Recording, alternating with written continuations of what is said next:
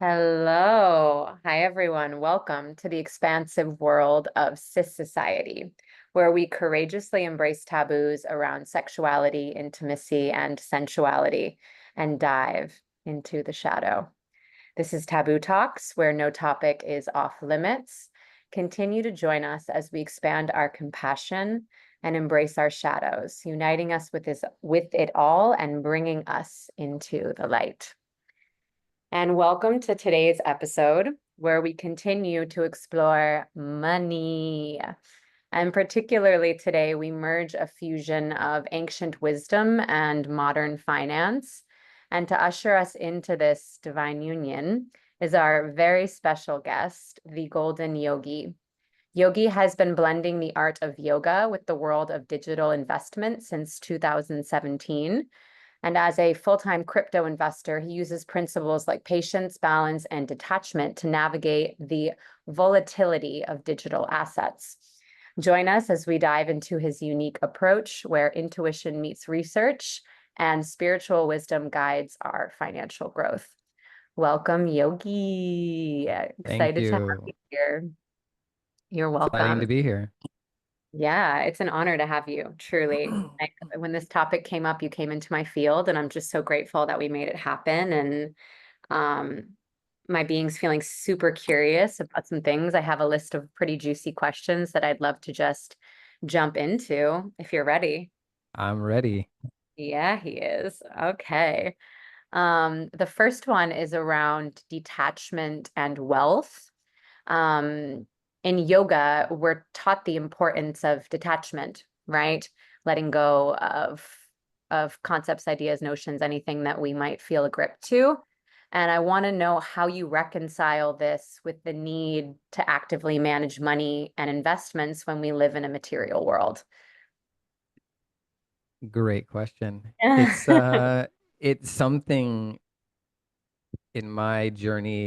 It really penetrates deeply to the core of beliefs that often we forget that how attached they are from, because often if we've been in this matrix reality of layer of layer of layer of and different memories in which money was held some sort of importance. I know for myself, it was often more from we don't have enough to do that, from either parent being in a split household and maybe one blaming the other, like if they were doing this better, then, it would be different. And so like these little imprints that happen and, only through constant work do those shadows kind of come to light, through diving deeper into such management. But ultimately, uh, one of the greatest pieces of wisdom that I feel I carry is to know that money is not the thing that I'm actually going for. That my soul doesn't give a damn about money. um, but if it's part of a game, my soul likes to play, you know. So I came here to play this game, many games. And if it's a labyrinth and at times you get lost in one part of the maze, well, you figure it out, and coming to terms with how does that feel in the body? How does that uh, come across in conversations about those topics? How does, it invade, potential relationships, things like that? It's all an interesting uh, endeavor. And yeah, ultimately the path is I want to feel good as much of the time. And so I do a lot of just programming of myself that, I convince myself that I feel good most of the time. because I feel like that belief hack is at least the feedback loop that gets further back into my psyche, that when something like, oh, a plan, like, okay, I chose to buy at this price and sell at this price. Oh no, but now it just went way below the price that I even bought it at or something, and you're looking at a loss. Do you cut the loss or do you buy more? Do you go deeper down the hole?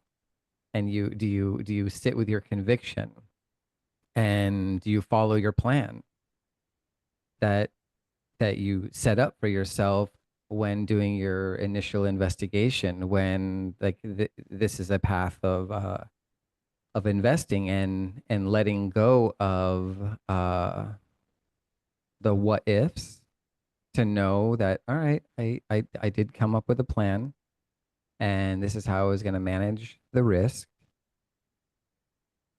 and yeah, allowing even on the other side so that it doesn't get too heavy, is to know that to have multiple pathways that can come to fruition. So like many seeds being planted, not all of them will turn into trees. It's a bit of a tangent there, but hopefully. No, it's a great tangent. I mean, you initially spoke into this life being a game. And if it is a game, then money is a piece of that game. And um, I feel like what's coming through is I want to dive into a little bit more of that. Like what is money in this game to you? And how do we, as you spoke into with these kind of, narratives and fears and stories around money, navigate it, work with it, play with it, like dance with it? What is that? How has that process taken shape for you? And what's it about? Okay. Well, I Okay. feel so there's the for me, and then there's also like me observing, and I feel pretty strongly in this observation that many souls, and this is comes even more directly. I'll give credit to a channel I worked with for some time, and that talked about from the non-physical perspective, like the soul just knows everything's perfect all the time. And this reality is sort of built in a way that it's like the opportunity to go on a really scary roller coaster.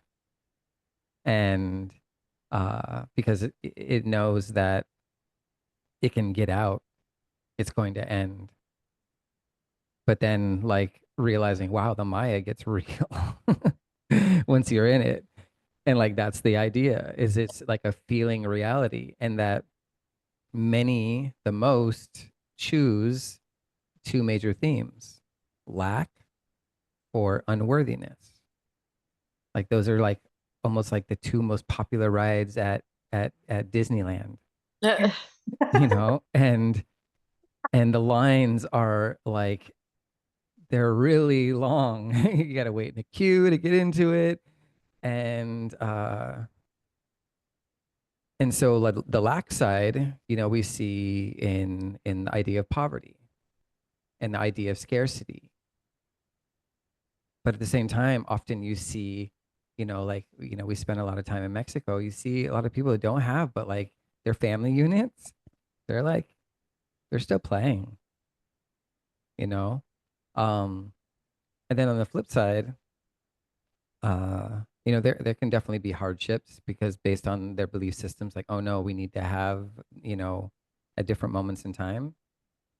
And then on the flip side, there's often those who have, but like that having is still not enough to feel a sense of well-being within themselves, that they can keep chasing, and they might be, and you can, you've seen these observations as well, and some who are like, they're just almost great at everything they go after, but yet that amount of praise from externalities or whatever is still not enough to like give them that sense of satisfaction within themselves. And uh to where like it's to me, it's that internal self-talk, like, finding that worthiness within to become the unfuckwithable and for lack of a better term. And trying to recall, okay, this is just sort of like an elaboration on that, right? So, hmm, maybe prompt me back into where we were going. I want to make sure that I'm Yeah, I mean, you're dancing beautifully with the question, but I was curious just if life is a game and money's a part of that game, how do we play? okay. How have Yeah, you yeah, learned yeah. to Thanks. play? What has worked for you? What hasn't worked for you? What is that chess piece to you and um, what do we do with it? Right. So I lean into many different tools and I encourage everybody. It's like the path. That's where the yoga comes in, is like having known enough of inner work in myself and then taking other clues from, say, a human design, for instance. Uh, that one has given me a lot of insight personally on how I proceed with these things, because with, like, I have an alpha channel and a money channel. So those activated together are like when you step into leadership for the creating value, that's when it comes back. So if I stay in my own little pocket trying to create abundance just for myself, it usually I keep seeing more dead ends.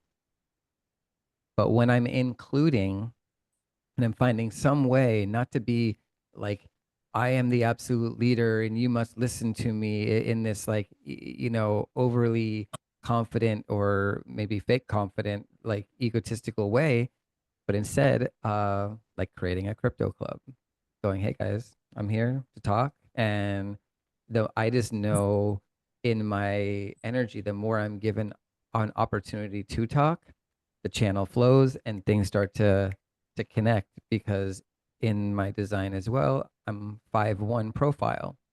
So I do research almost to an impediment where, like, my partner, she doesn't understand it at all. Like, wow, you just like really like, it's like almost like overthinking these things, but it's just my nature. And so because I've now scanned all around, it's like I have like a feeling of all the information's around and how I regurgitate it in sometimes like these pure moments, especially when I'm in a group setting, because another aspect of my design is that I'm a quad right, meaning that I I suck in the energy from all of those around in a moment, and I am like become that, like, group channel for it. And sometimes when it's happening, I'm like, I'm receiving the messages too, like, oh wow, even though it has to do with a lot of the information that I actively searched or hunted for over whatever amount of time, how it's reassembled is like even takes me for a ride. And I usually don't have those moments if I'm just sitting by myself. Mhm. It's like it takes that dynamic of the group being assembled and them pulling it out of me. Wow. Yeah, so when you're in public, it's just like a battery charge, right? Like you're plugged in and you're Right. connected to the totality of information that's kind of circulating in a group. And that's freaking fascinating. That's so Yeah. I mean, fascinating. And what I'm hearing you say is that you're in an intimate relationship with money, right? And for you, the way that your human design has kind of shaped that meeting of that relationship is understanding it from every possible angle, getting curious about it, asking it questions, getting to know it, and really deepening in vulnerability with that energy. right. And to Mhm. be so that's more of an explanation of how I relate to it all. Um, because it's a relation of value. Like I remember my first Burning Man getting there. Where's a place where money doesn't, isn't really used? Up in, there's a lot used on the way there, but once you're there, um, and I remember like being in the line and and a friend of mine, we had hired somebody to drive us there, but they didn't have a ticket, so that and not being there before, I didn't realize how they wouldn't be able to get so far up, and we had more stuff than we could carry. And I was like, oh no, like, and then I started looking up the line of in the queue of cars, and I see this one art car that looked so cool. It's like an old like fire truck with like stripper poles like lined up inside and all these things. And I'm like, I go over to the dude and I'm like, hey, we think we could hitch a ride with you over to like this address. And it was just so fluidly easy. And it hit me like, wow, like in this environment, your vibration is your currency. And and I realized later, it's like, no, that's always our currency. It's Mm. just whether or not we realize it and agree upon it openly. And instead, we've used these other tools to represent our vibrational work. And they're probably not the most like accurate storage of, of this vibrational essence. Uh, So it's always interesting to me too of like how it'll be broken down later on. And much of my engagement into crypto is kind of a bet on the breakdown of society in that manner. Is okay, like I trust that there will be a demand for change over time as new energies march in through cyclical patterns, whether it's age of Aquarius, we've been barely coming out of Pisces after some 2,000 years. And, I was trained in Kundalini yoga. I lived in Phoenix, Arizona, the Kundalini yoga ashram for over 10 years with my ex-wife and raised my children their young age, like all around the ashram.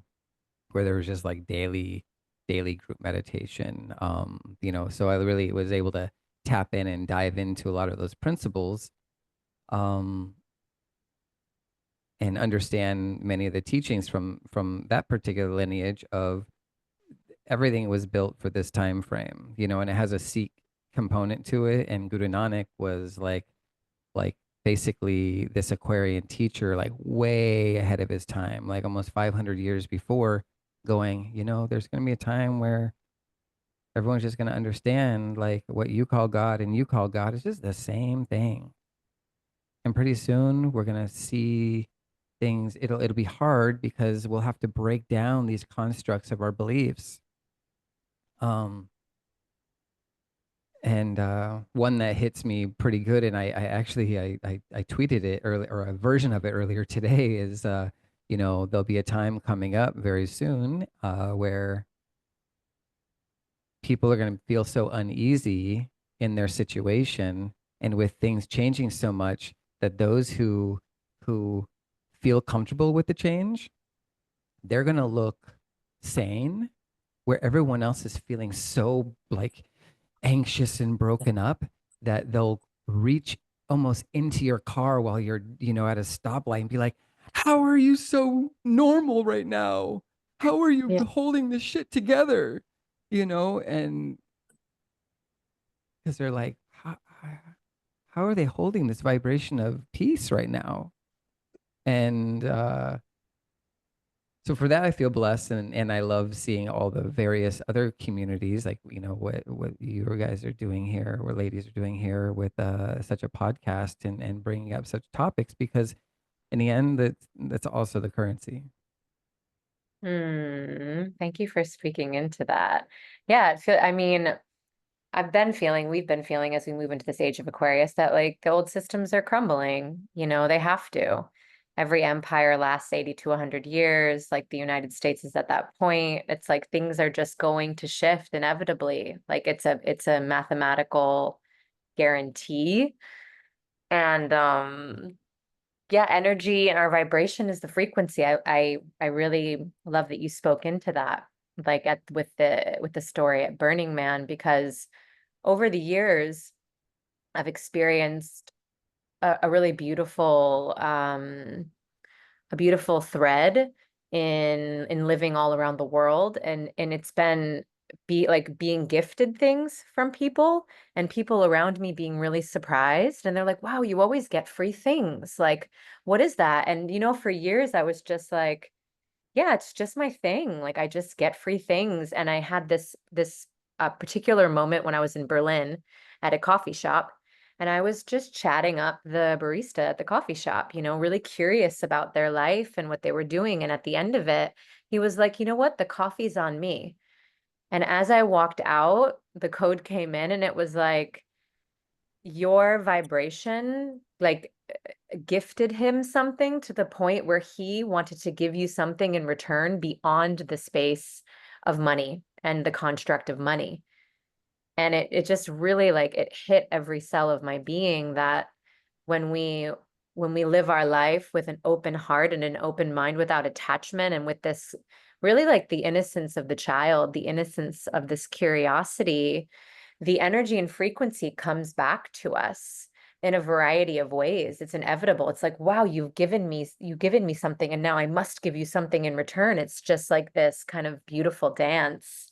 Mhm. And yeah, Elf, I would love to hear your perspective on what we've been sharing and talking about, and what's alive for you through all of this, and your money initiations, and where you at with all of it. Mm. Yeah, I just want to reverberate what you're sharing because I've been around Heather a lot when she's been gifted free things. I'm like, wow, this is a superpower, truly. But it really is your vibration. And I notice that when I'm in that vibration, things just magically come to me too. Things that are beyond the worth of a coffee. It's like the love is more important. That feeling of being loved and being seen and someone caring about you is more, it's worth more than the $4 coffee to that person. And yeah, that's really beautiful to just reflect upon that. And to go deeper into what Yogi was sharing around the age of Aquarius and Piscean age ending and into all of that. And yeah, a lot of me feels like a lot of the systems that are at place are inevitably going to be crumbling in order to create space for new systems and upgraded ways of doing things. And a big piece of what feels really corrupted and controlled in our modern day society is money. Like there's so much corruption around money and deception around money and distortion around money and misuse around money and poverty and lack and all these things. And so it inevitably makes sense to me. It makes way more sense to me than not that things will be changing dramatically around money. And that's kind of leading me into my next question, Yogi, is we don't want to live in a fear-based society, right? It's really easy to be like, all the banks are going to crash, everything's going to get hacked, and only those who have gold and Bitcoin are going to be able to survive, and we're going to have to just trade everything. Like maybe some of that might happen, but I think that there's maybe a more balanced approach, a healthier way of viewing the future. And I'm curious to hear what your perspective is. Like, how do you think that this Aquarian age and the future of cryptocurrency and kind of living back in more community style arrangements where we are able to do more trades, energetic trades and skill trades, and then also with the dollar, like how do you see all of these things developing and changing throughout the next couple decades in our lifetime? Wow, I'm really happy to talk about those things. Um, and I'll try and hit as many threads as I can remember right now as like I was getting inspired is yeah, the age of Aquarius is the age of awareness, is like Pisces was about information, and you could see like at tail end of Pisces was like how quickly information and the things that humans could do with technology was like rapidly going. Mm. And now we're like cracking into this, like crypto was almost like right at the cross mix between um these two ages. and and now we have like the AIs. Like when I do my personal zoom out, I'm like, okay, it might be shaky at first, like how the things we move from these certain paradigms to another. Uh, Although I have way more confidence that intelligence is intelligence, and whether we call it from the human or from an artificial, like I feel like intelligence is just intelligence, Mm. and uh, it's how it's used, and just like love, how it's used, wisdom, how it's used, knowledge, how it's used. And I see that it could create a paradigm in which there's a renaissance amongst human behavior, and where expression and that vibe becomes really like the cream rising to the top for those who and those who have learned that are going to be, there'll be different types of art. Like, I mean, you can go to any like large language model and tell it, create me an image of, this and this. Okay. And it super fast, right? Um, but then like when you speak to an artist and you see some of their work, and you're maybe able to talk to them, and like the pieces that came up, like what led them to these things, and you get a story from it. Like wow, like there's a feeling then. And because I firmly believe that this is a feeling reality, not a physical reality. Like the physicality is just like the secondary, like a secondary aspect of it all. um but that will lead into a renaissance. Although, coming back to the sense of worthiness, I think based off of worth, what we call work ethic, many may have a hard time understanding their own personal worthiness when they don't have to do a job, like not in the sense that they did before, in order to create a value that you can use to buy your rice and beans and whatever it else that you choose for your sustenance. And those things will probably will shift, and it'll be interesting on how it does it. And one of the ways that has become apparent to me in this current crypto cycle, yes, there's Bitcoin. It's the most known crypto, but then the second is Doge. And Doge literally started as a joke. And in the last, so for those listeners who don't understand, like crypto cycles typically have 4 years, because due to the what's called a halving cycle of Bitcoin. Without getting technical, it just means that every 4 years, less Bitcoin is being generated through the algorithm, and so it creates a supply shock that usually ends up meaning more people want it, because it gets scarce. So it kind of plays into the the fear side, um, just enough. And but Doge, when I'll bring up Elon Musk a bit, because I think he's a interesting like character in the play of this whole Leela in many ways. That like I really know. I mean, I don't know this person. Uh, I just observe, and I see a lot of things being like a value being added. My first approach was like with electric cars. I have a degree in electronic engineering, and that was one of my first deep interests was the the building of electric cars, that and synthesizers. And I either wanted to work in one of the two.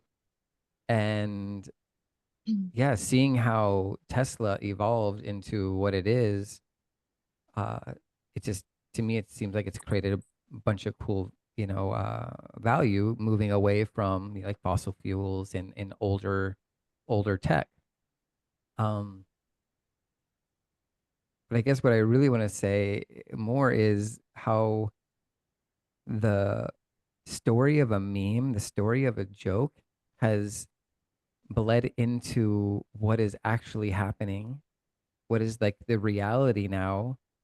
And because if you weren't paying attention in this like last US election cycle, Elon hitched himself to the winning candidate, uh, and part of the the storyline with it was that he wanted to bring efficiency into the government and cut out things that are no longer useful. And in a way, you could say that's like pruning a tree. That's like looking at it and going, okay, like instead of waiting for it all to crash, it's like, all right, what can we remove? What, like, it's like going through your Mm, closet and going like, I don't wear these things or this and this. And so you lighten your load. mm, And like I do that for myself. And what's really amusing is he called it the Department of Government Efficiency, which spells DOGE, which is Doge. And so it's like watching this meme turn into an actual government agency is is leading people into a road where the youth, there's, and I've seen articles on this, is that this the memes are the psyop to the old Matrix.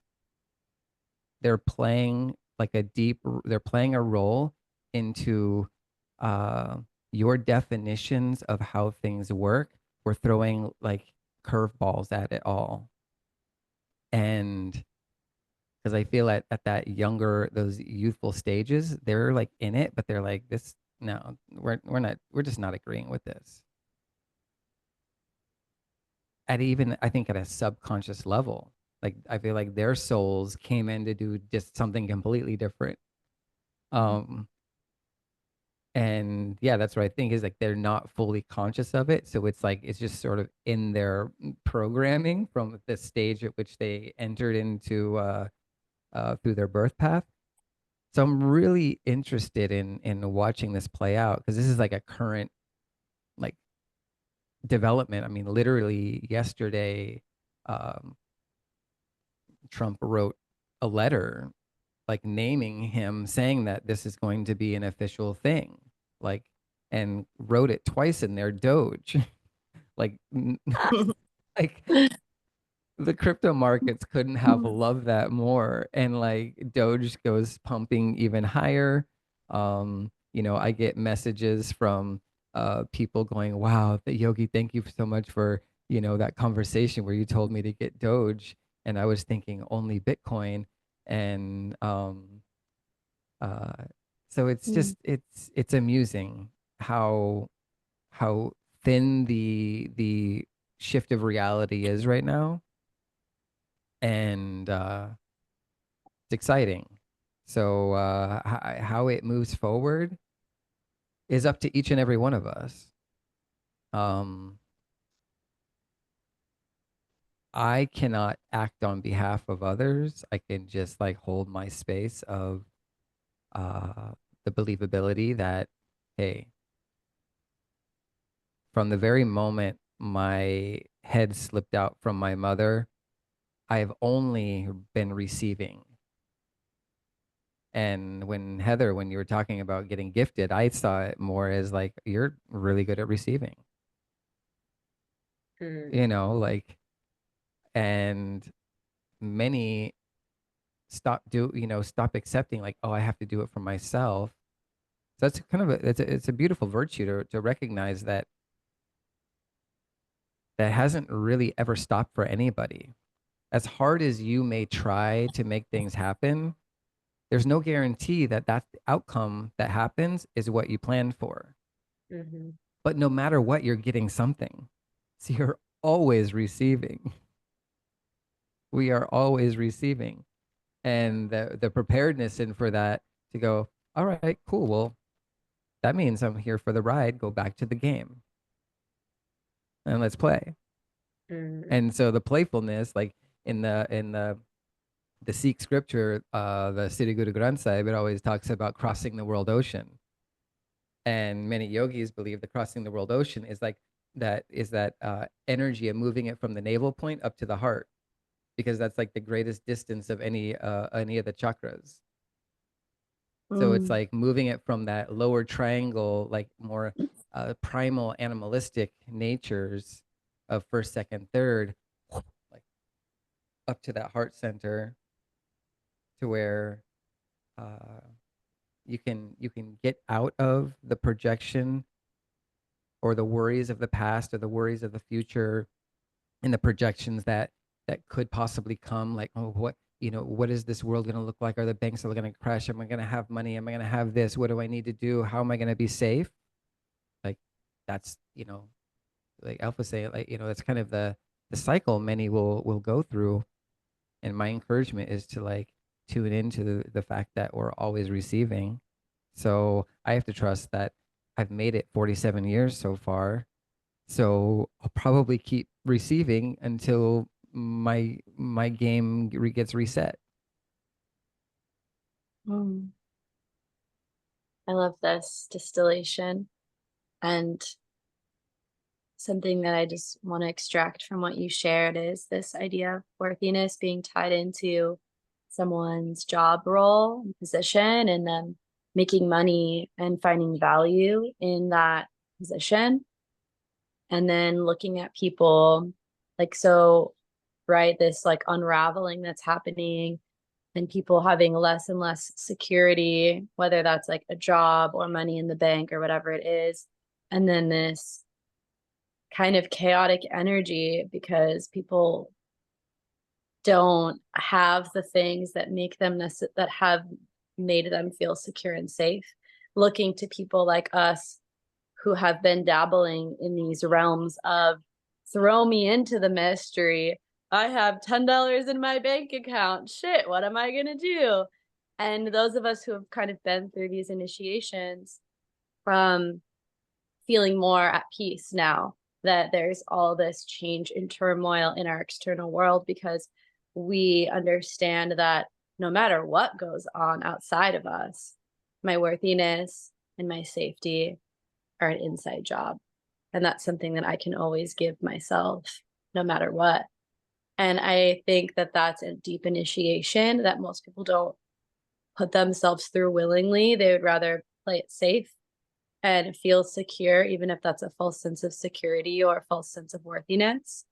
And so it's going to be really interesting to see what happens during these times of a lot of tornadoes and cyclones, whether that's actual literal tornadoes or cyclones, or like just, spiritual ones, emotional ones that really uproot a lot of people from those false sense of security and false sense of unworthiness, and force people to really evaluate, what is it that makes me worthy? Is it my paycheck that makes me worthy? Or is this actually an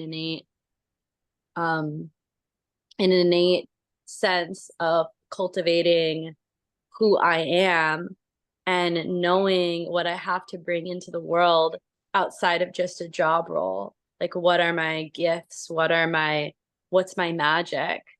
What is it that I came here? What's my mission? What's my purpose? And I feel like all of these things are just doorways that are going to open up so much more of that for those who are ready to move into those new pathways. And for those of us who have already opened those doors and have been walking through those pathways, we get to be leaders. But like, also leading is like saying, I don't know the answers. Like, a true leader is like, I don't really know anything. I'm just along for the ride, just like you. And it's not that we know more, we have greater enlightenment. It's just that we're less resistant to the change and to the mystery and more comfortable being in it. And I feel like that mindset and that allowance will really serve us in these times to come, especially around money, which can be so deeply tied into our mental health, our emotional health, and our physical well-being. Wow. Yeah, Mm. incredible. There are like two stories there that I was inspired that came up in that. um I remember as the crypto market was in its like the end of its hype cycle last time, I was brought in a friend of a friend because they were on the edge of living in their choice, primarily because they at one point during the cycle they had like about 12 million or $10 million in value, and they were now down to 500,000. And to their perspective, the world was ending. And to like help this individual out to see like, okay, your value is beyond this. Like one was like, get away from the screens. um, we convinced him to go move out to Cenote Shell for a while and just tap in with nature and like slow down and eventually was like, "Ah, okay, yeah, like what was I thinking? Like I have still resources way beyond like by far many people. Like I don't have really a problem. It was just a perceived problem. And I've personally had, to go with that too, with finding that within of at one point handing off like a bunch of Bitcoin to someone to trade at a point where I was trying to put more energy into my family before my wife and I had split up. And just through certain events, it doesn't seem like it's fully gone, but I have not gotten it back in like 4 years, and it's a very significant amount now. And it's like, wow, like how nice that would be to have that back. Um, where it's like the individual, like, once in a while I'll get a text message or so it's very different than like it's a really strange thing. So my question back is like, hey, all right, like what is this mystery for? Like this is like I've been through so many like ups and downs of the roller coaster of one, first off, was like let go of all of it. Just first be totally prepared to like it's like again, I will receive. So and then it's just like the learning information along the way. It anyhow, yeah, it's a ride. I can say that high value things like the money because of how it is perceived to make things happen in our agreement of reality. It it certainly can take you for a ride. Hmm.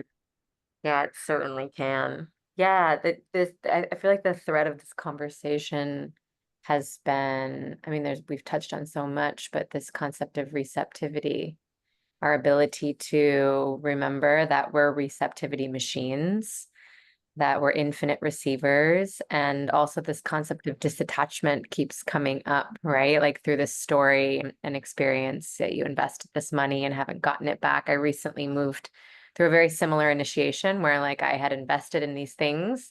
I was told that I could get the money back. And it was always there. I was like, oh, okay, like I'm not going to generate much. I'm just going to kind of be in my flow and create in other ways outside of the space of the concept of money. And when I needed it, they were like, it's not available right now. And I was like, okay, like it was just like like a forced surrender. There wasn't anything to do other than accept you know, I could like scream and kick and cry and get angry, but that just is self-inflicted suffering. Or I could just let go and remember that I'm a receptivity machine. And I'm like, okay, what can I do to generate? You know, I'm a manifesting generator. I'm like, what can I do to generate the resources that I need to get by? I don't need much. You know, we really we have access to everything we need, and we don't need much to have that. And so it was a super interesting initiation where I was just like, the ego was like, you got it, don't worry about it, just keep doing your thing. And then when it came to it, it's like, no, it's not there. And I was like, all right, okay, this is another level in the game. Like, how am I going to meet this challenge? And you were speaking into this, Alfina, the importance of surrender and the importance of how we respond to these things that come up in our life, right? And yeah, I'm really loving this conversation so much.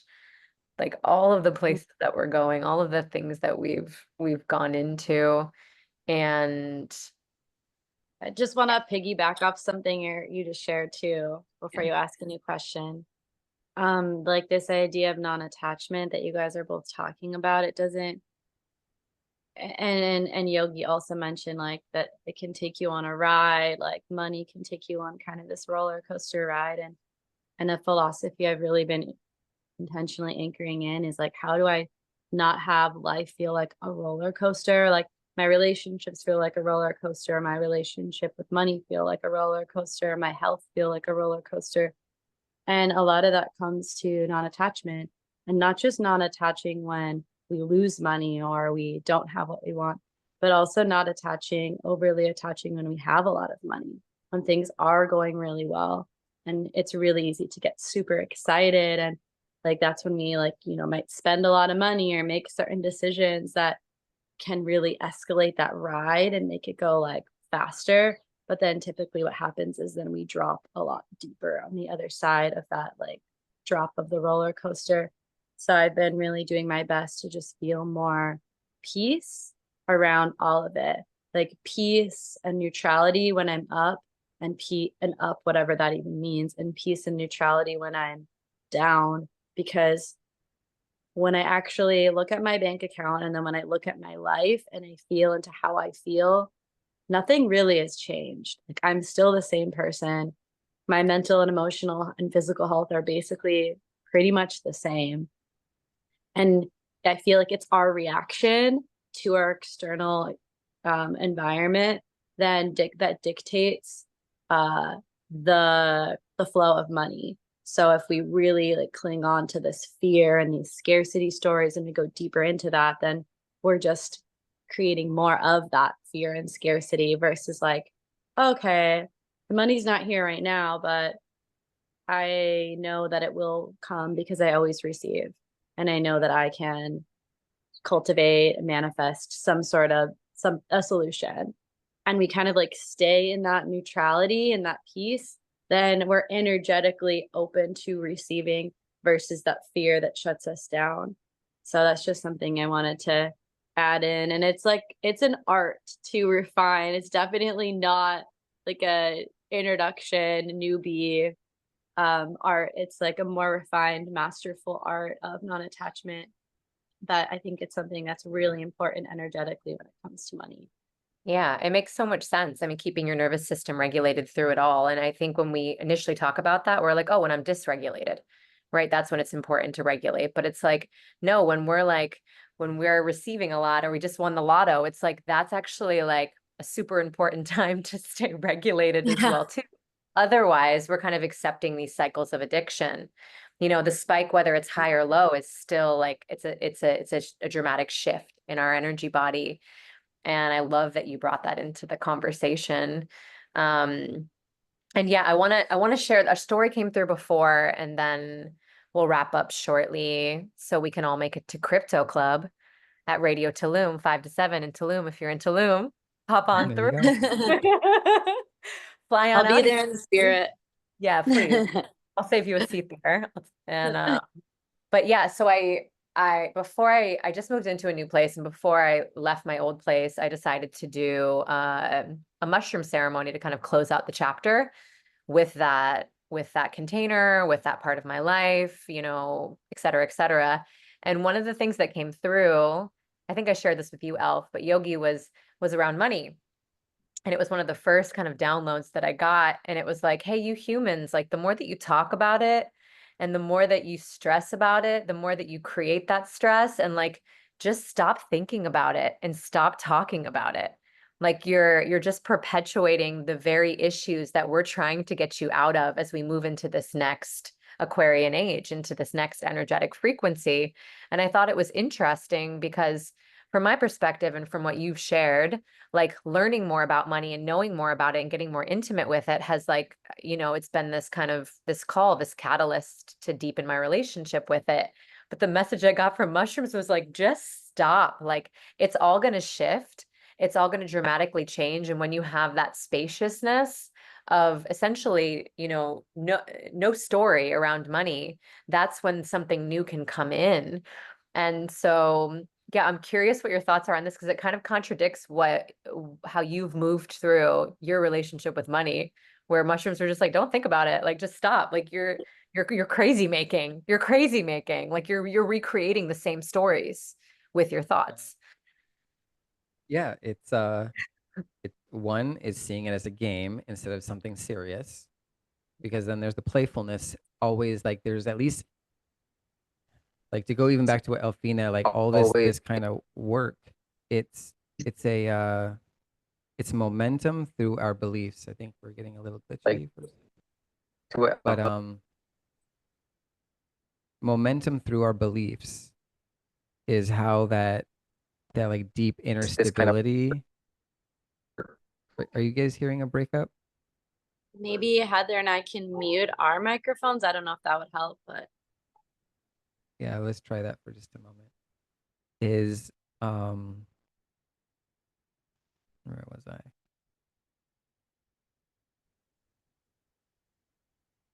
Okay, somebody introduce where we were at because I need that thread again. Can you hear me? Okay, introduce where we were at because I need that thread again. Can you hear me? I hear you now. Oh, okay, I'm back. That was so trippy. As soon as I brought in mushrooms, it just broke up and then like what started, it sounded like Smurfs for like at least 45 seconds. Okay, yeah, okay. Okay, I something think else. we're back. I think we're back then. Is okay, perfect.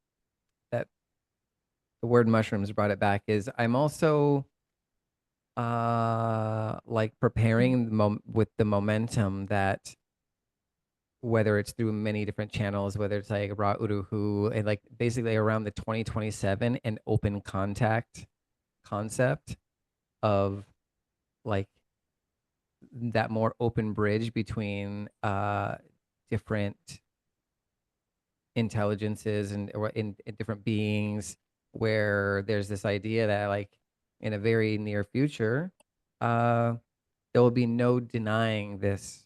But right now there's like the woo woos like us probably that are like, we've been talking, and like, yeah, my Arcturian, lineage is, chiming in all the time, and uh, that will they, just have, they're like, hey, you guys, we're interacting, but your money, come on, this is silly. We don't have any need for this. That's like a nice trinket.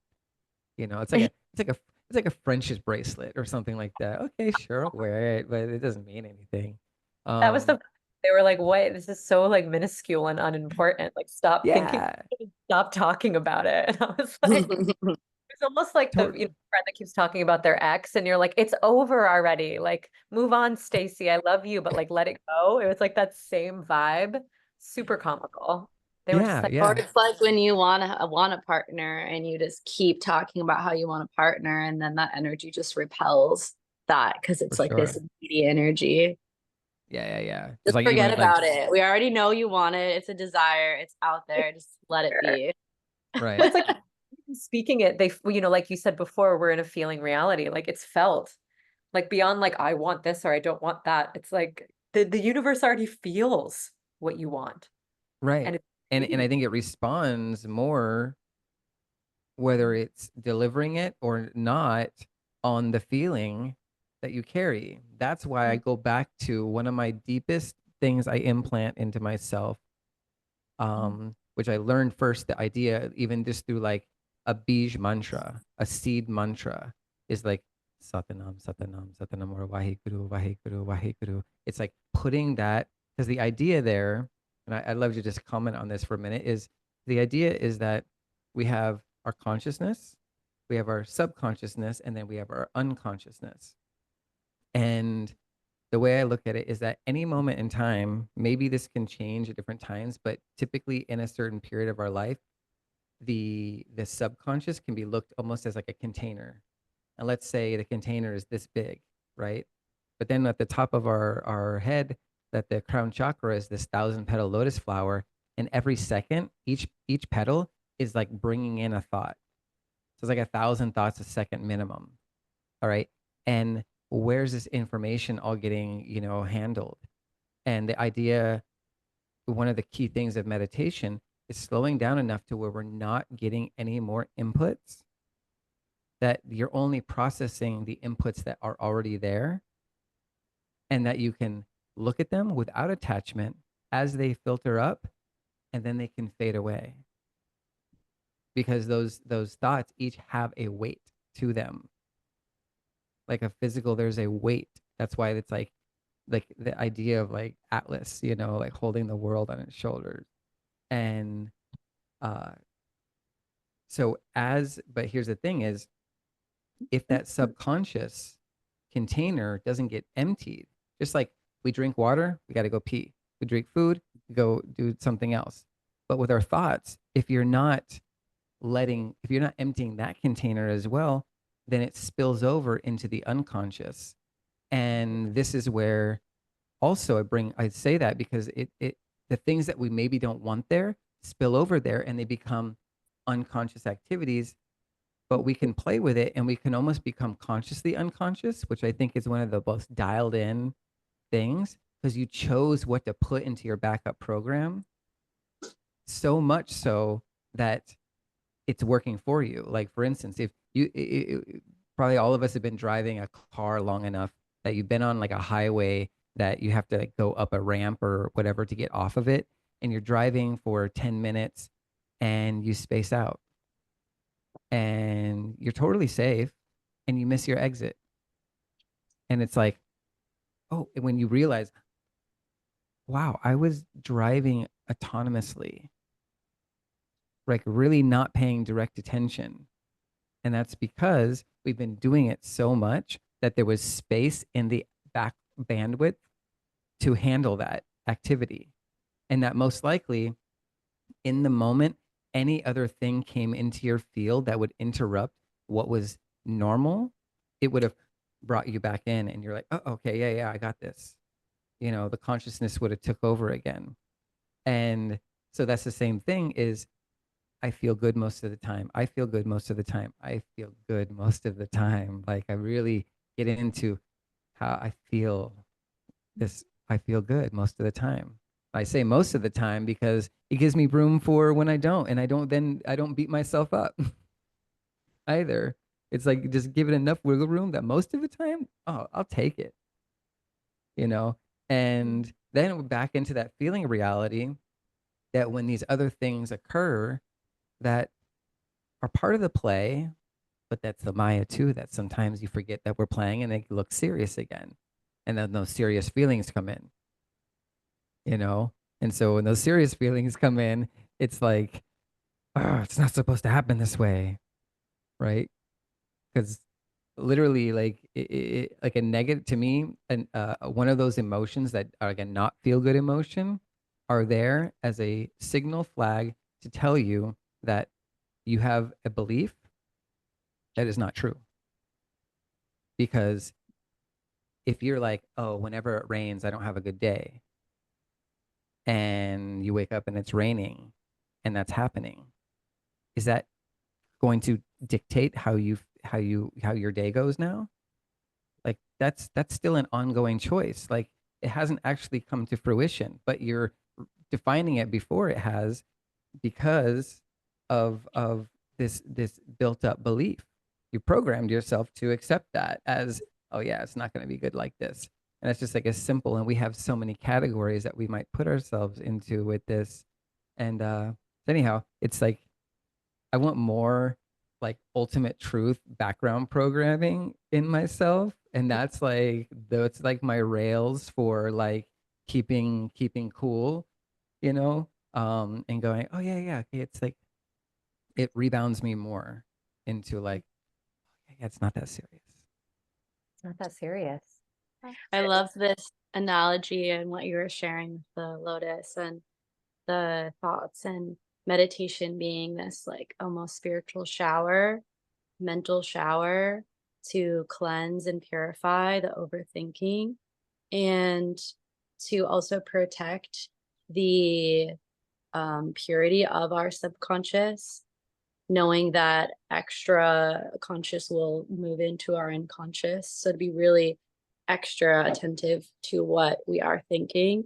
And I just recently learned that the practice of meditation itself actually increases the growth of our telomeres, which our telomeres are directly responsible for our longevity. And specifically with staying and looking younger for longer. It's like there's a lot of science around telomeres right now. And because as we get older, they get shorter, they don't grow as long. And I just recently learned that meditation, just even practicing like 10 minutes of meditation a day, is a way to actually grow your telomeres naturally. So, kind of bringing it back to science, connecting science and spirituality, that feels like meditation just feels like this really powerful way to keep that aura around us in our conscious field really clear so that we can consciously co-create our unconscious, like you were saying, and keep that in a place that is in a wealthy, golden essence for everything that we want in our lives. Yeah. So I think that's the actual latent state of our being is joy. Okay. And then everything else is just getting in the way of that. So like even I trust that my body knows exactly what to do to keep itself healthy. But if I introduce, like I actually even put a little bit higher, like those ideas of stress, like ultimately is any sort of stress that's taking it, like that's merging out of that. And that a lot of that is that mental junk that is then like acting as background programming. So, and I love how you even set it back in this this cleansing uh in a sort. So that's beautiful. Thank you. It was a great conversation. Yeah, so activating. And in addition to, I've been doing a work around this process of digesting information, right? Through meditation, through other practices. And I believe our ability to digest information is directly correlated to the expansion of our container and our capacity to hold more in a neutral space. And so when we practice receptivity, we have active practices in place to digest information and sort through the junk and to clean our systems, we operate more effectively in a space of joy. And I just want to speak to a few of those other options because, I have friends in my life, family members who like have no concept of meditation. And there are other ways, or they just feel really resistant to it. And I respect that. I respect your soul's journey. But there are many ways to digest information and clear the clutter. And that can be dance, journaling, singing, movement, exercise, getting out into nature, processing information with a friend, processing something you've moved through with a friend, mirror work. And I just wanted to kind of call in some of those alternative ways that we can move the 1,000 thoughts a second that are coming through and allow our system to just come into homeostasis and say, don't need that, don't need that. Okay, this is the thought that I want to consciously co-create with. This is the one that I want to anchor in. This is the one that I want to work with. And Crystallize. crystallize. Mhm. Yeah, thank you for sharing that. the word meditation can be intimidating sometimes. So It can. Yeah. mm, Totally. Yeah, we can meditate and process and digest information in infinite ways. Meditation is just an incredibly science-backed, effective way of doing it. But explore, get creative. making love. Making Mhm. love. Yes, orgasm. Orgasm is a spectacular way to process information. Good call there, Elfie. Um, Yeah, as we wrap this conversation, I just want to bring in just deep gratitude for everything that came through during this journey that we shared together for the last hour.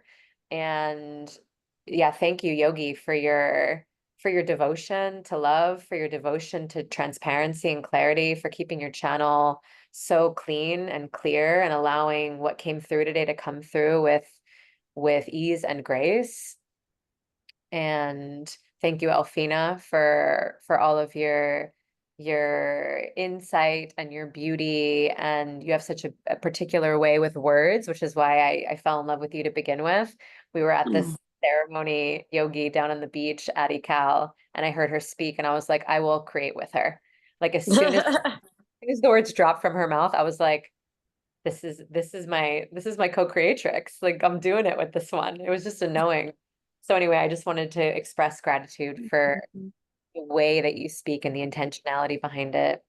And at this point, Yogi, I would love to open up the space for you to share what you have going on. If you have any offerings, if you have anything that you want to serve to the world and can support our listeners, can you kindly speak into that and let everyone know how they could reach you to walk that bridge towards you?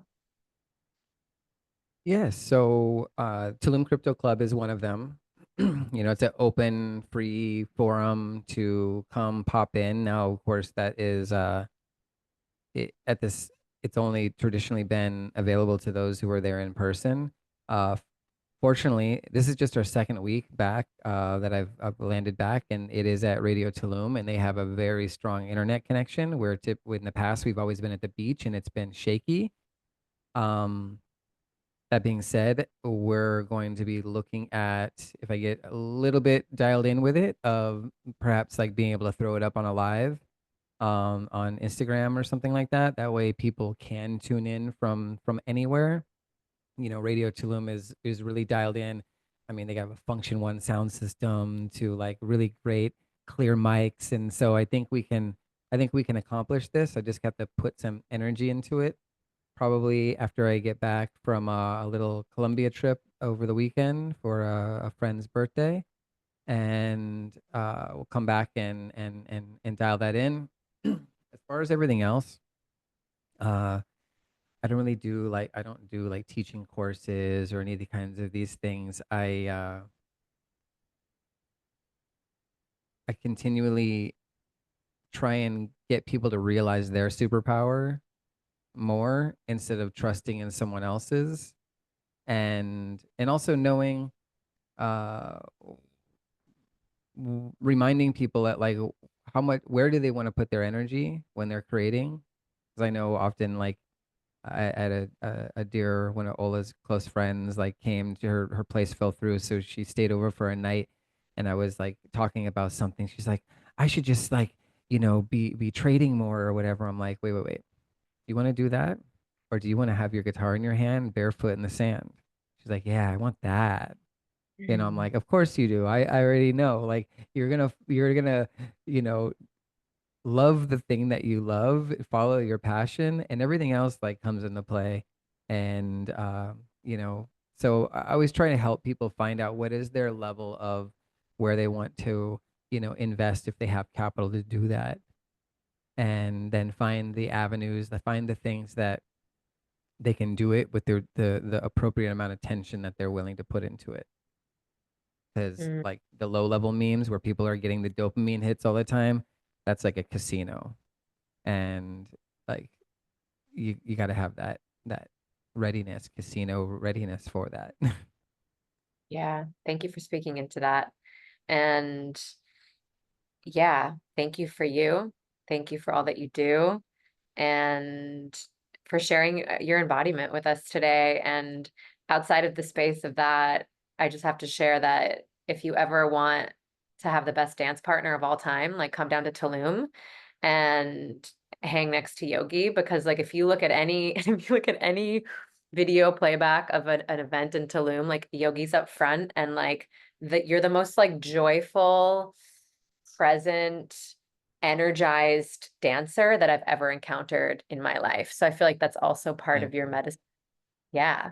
And I would, just to speak on that for a moment, is when I spoke earlier about when I speak in public or even in this group, how I'm able to draw the energy, it draws it out. It's the same thing. It's the gift there as well, is I can go in and I can feel what everybody wants to be doing, and then I'm the initiator to allow that. And then at some point I can let go and be like, here, this is what you really wanted, everybody. Enjoy it. And then I can just like be in my own thing.